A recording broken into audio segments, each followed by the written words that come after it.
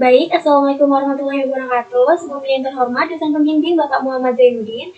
Perkenalkan, nama saya Nada Syifa Aura dengan NIM 055 dari kelas ABT 2B Pagi.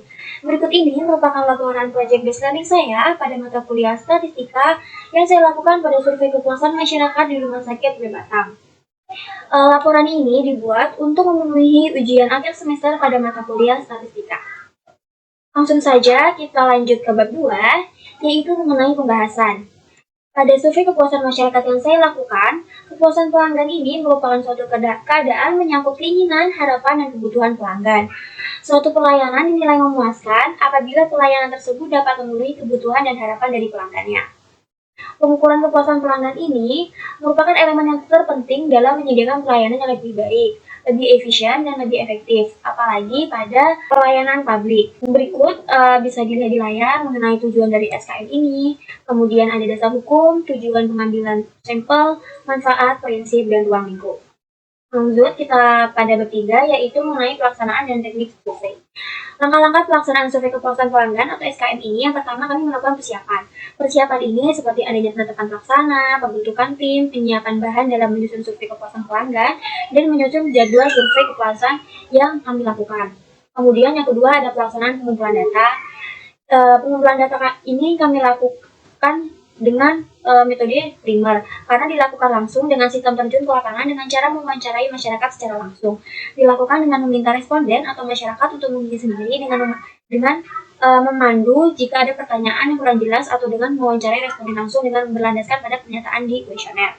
Untuk jawaban pertanyaan dari setiap unsur pelayanan ini mencerminkan tingkat kualitas dari pelayanan, yaitu dari sangat setuju sampai dengan sangat tidak setuju. Dengan persepsi nilai 1 dianggap untuk tidak setuju diberi nilai persepsi, 2 dengan setuju, 3 dengan sangat setuju, dan 4 dengan sangat setuju. Kemudian ada pengolahan data, nilai indeks, penyusunan laporan, dan penyampaian laporan. Berikut ini merupakan teknik pengambilan sampel dari kertas yang kami sajikan. Ada lembar pertama yaitu mengenai identitas dari responden. Kemudian di lembar berikutnya ada ruang lingkup pengisian kuesioner pelayanan di RSVP. Berikut adalah gambarnya. Gambar di atas ini merupakan kuesioner yang harus diisi oleh calon responden yang sesuai dengan pernyataan yang dibutuhkan oleh kelompok saya. Kemudian ada teknik penganalisa data.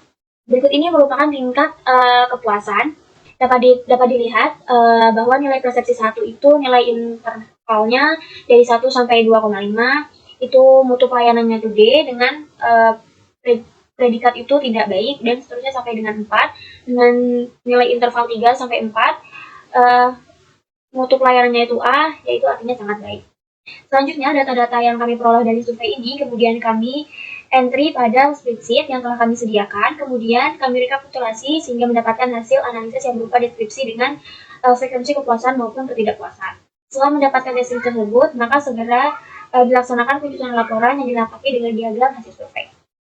Berikut merupakan isi-isi yang perlu diisi oleh responden.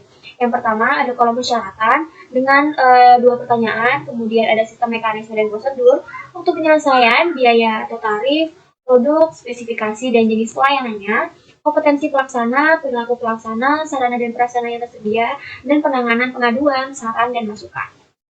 Kemudian pada bab 4 ini merupakan analisis dan pembahasan. Analisa data yang pertama ada profil responden. Profil responden ini kami menyebarkan angket atau kuesioner secara offline dengan responden 386. Klasifikasi responden ini diberi berdasarkan beberapa macam seperti jenis kelamin, umur, pendidikan terakhir, kemudian ada pekerjaan, dan jenis pelayanan yang digunakan. Berikut contoh seperti profil data responden. Dapat dilihat di sini frekuensi tabelnya dengan laki-laki frekuensinya 144, presentasinya berjumlah 37,2%, perempuan 242 dengan presentasi 62,5%, dengan total responden sebanyak 386 orang dengan presentasi 99,7%. Berikut di bawahnya merupakan diagram batangnya. Jadi kesimpulannya dapat dilihat bahwa jenis responden yang kami dapat itu lebih dominan pada responden berjenis kelamin perempuan. Selanjutnya pada responden berdasarkan umur dapat dilihat frekuensi kisaran umur dari di bawah 18 tahun sampai di atas 60 tahun. frekuensi paling sedikit yaitu pada umur di atas 61 tahun dengan jumlah responden 11 orang, presentasi 2,8%, dan yang paling banyak itu merupakan usia antara 19 sampai 30 tahun dengan presentasi 38,2%. Jadi dapat dilihat bahwa usia dari pengisi responden kami ini lebih dominan pada kisaran umur 19 sampai 30 tahun. Kemudian selanjutnya pendidikan, di sini sama seperti yang atas tadi, terdapat diagram batangnya juga bahwa dapat dilihat jenis yang paling banyak ini merupakan lainnya itu seperti kebanyakan pada lulusan SD atau SMP dengan presentasi 55,8%. Dan paling sedikit itu merupakan S2 atau S3 dengan hasil 7 orang dengan presentasi 1,8%. Kemudian dari pekerjaan sama seperti atasnya tadi. Kemudian jadi jaminan yang digunakan di sini juga lebih banyak pada responden itu menggunakan jasa BPJS. Kemudian jenis pelayanannya pada responden di rumah sakit RSBP ini juga paling banyak itu menggunakan jasa jenis pelayanan rawat jalan, dan yang paling sedikit itu seperti lainnya itu seperti check up atau hanya pemusuk saja. Kemudian lanjut pada kolom pengisian survei kepuasan kuesioner. Di sini memuat beberapa pertanyaan. Yang pertama tadi ada persyaratan. Di sini saya buat dengan Q1 dan Q2. Di sini dapat dilihat untuk pertanyaan untuk pemilihan predikat sangat buruk, 1 itu tidak ada dan sebanyak 4 responden menilai 2 tidak mudah dengan presentasi 1,0%, dan pada pertanyaan Q2 itu dengan jumlah 6 responden menilai 2 atau tidak mudah dengan presentasi 1,6%. Kemudian ada sebanyak 261 responden menilai 3 atau mudah dengan presentasi 67,6%. Dan sebanyak 262 responden menilai 3 atau mudah dengan presentasi 67,9%. Kemudian ada sebanyak 121 responden menilai 4 atau sangat mudah dengan jumlah presentasi 31,3%, dan sebanyak 118 responden menilai 4 sangat mudah pada presentasi 30,6%. Sehingga dapat disimpulkan bahwa pada pertanyaan persyaratan menepati nilai mutu pelayanan B atau baik. Begitu seterusnya sistemnya dengan waktu. Di sini dapat dilihat pada kolom hasil dari SPSS, kemudian terdapat histogramnya. Berikut analisanya. Dapat disimpulkan bahwa persyaratan menepati nilai mutu pelayanan B juga.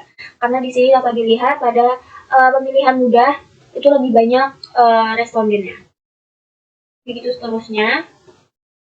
Pada nilai biaya atau tarif, kemudian produk spesifikan dan jenis pelayanan, kompetensi pelaksana, perilaku pelaksana, begitu seterusnya.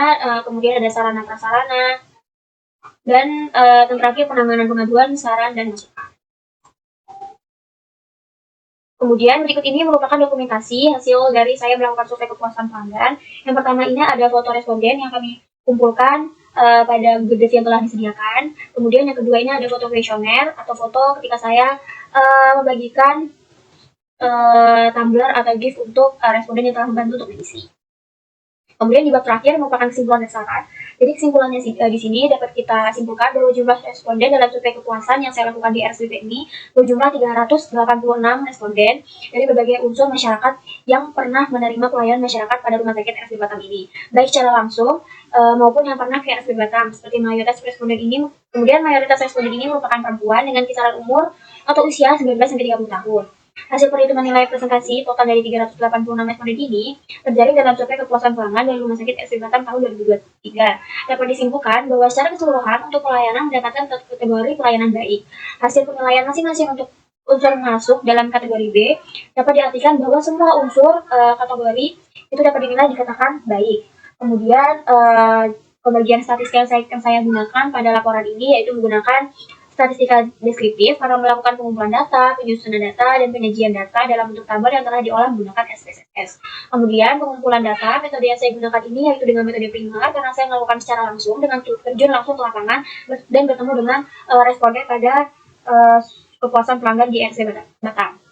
Kemudian sarannya, dalam rangka meningkatkan pelayanan masyarakat di Rumah Sakit FZ Batam ini, maka direkomendasikan untuk melaksanakan beberapa hal berikut, seperti diperlukan peningkatan mutu pada pelayanan setiap unsur pelayanan, memberikan pendidikan dan pelatihan untuk meningkatkan kompetensi dan kualitas dari tenaga kerja, dan rekomendasikan supaya dapat melaksanakan kegiatan survei terhadap kepuasan masyarakat ini secara berkelanjutan dan berkesinambungan, serta memberikan laporan data secara terbuka kepada masyarakat. Nah, berikut laporan dari hasil survei kepuasan masyarakat saya pada RSCP Batam. Terima kasih. Wassalamualaikum warahmatullahi wabarakatuh.